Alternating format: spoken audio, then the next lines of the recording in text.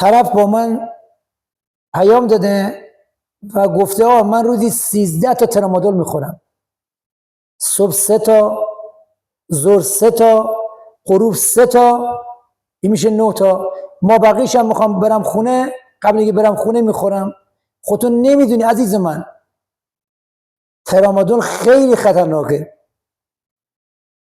کبدت، کلیت، ریهات و دست آخر فشار به مغزت میاره و شب سرت میذاری صبح بلند نشدی.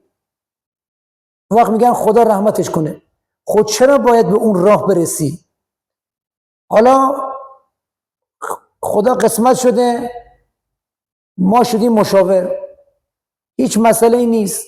اگه واقعا درگیر این موادی، اگه واقعا کسی میدونید درگیر این مواد شده، هم یلا اقدام کنه و با من در تماس باشه یا عدد 5 واسه من بفرسته که من بتونم زودتر کمکش کنم تا از این وضعیت بیاد بیرون.